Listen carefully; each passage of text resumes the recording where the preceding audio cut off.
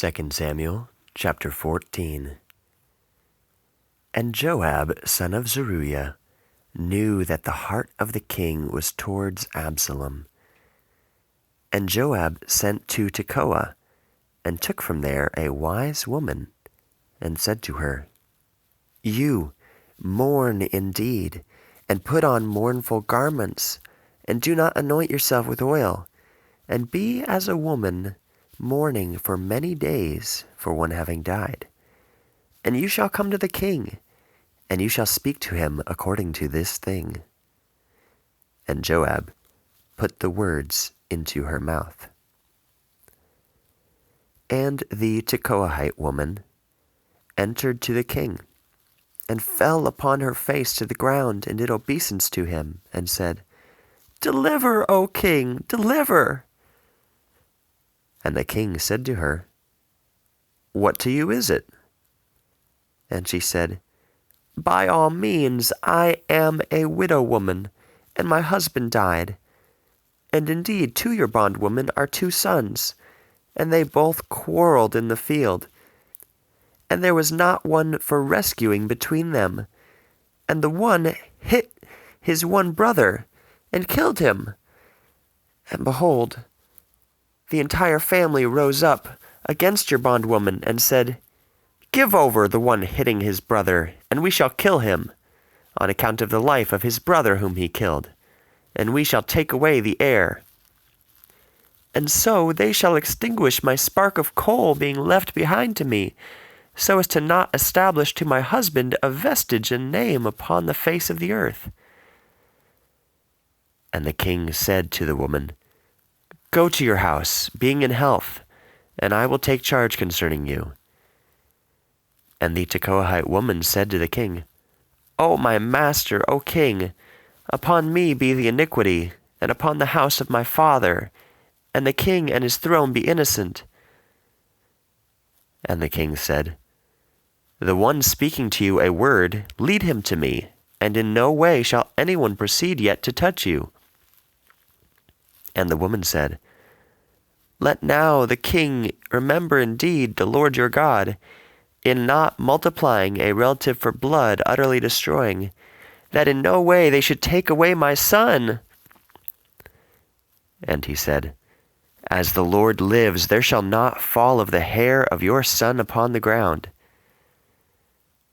And the woman said, Let your bondwoman speak indeed to my master the king a thing.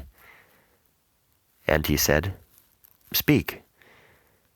And the woman said, Why have you imputed thus upon the people of God? Yes, from the king speaking this word, it is as a trespass, for the king to not return the one being thrust away by him.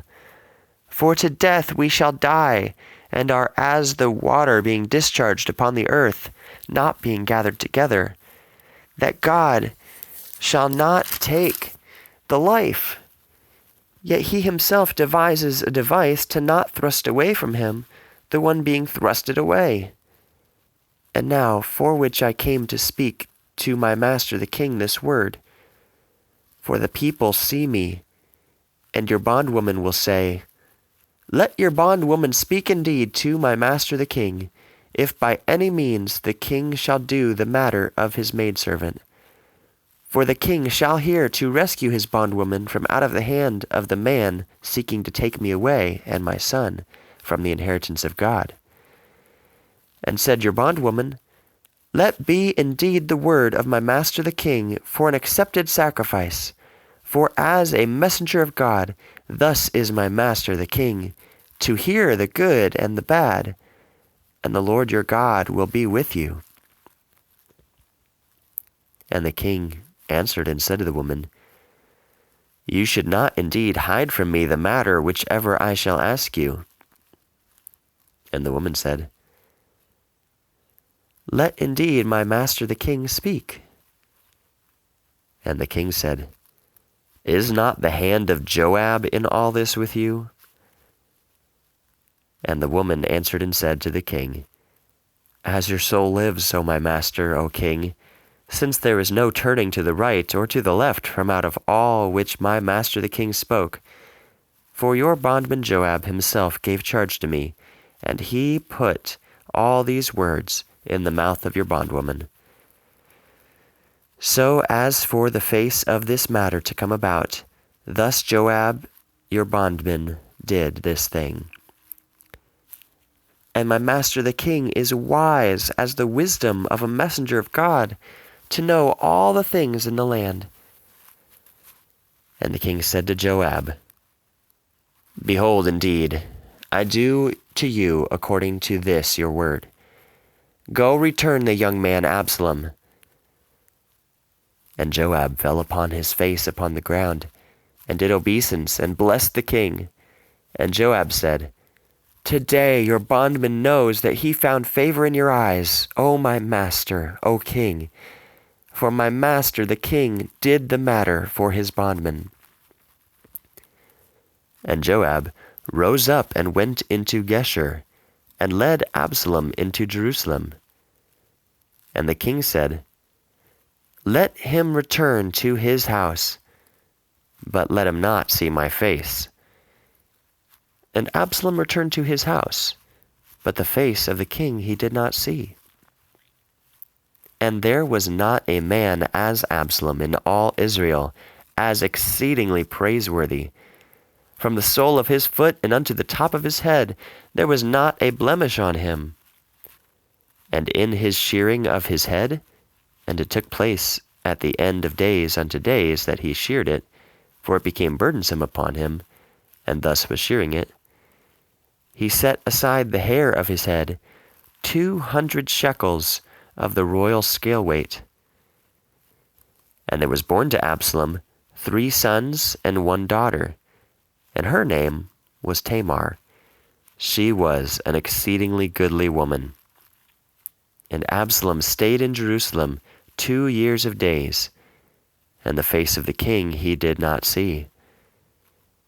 And Absalom sent for Joab to send him to the king, and he did not want to come to him.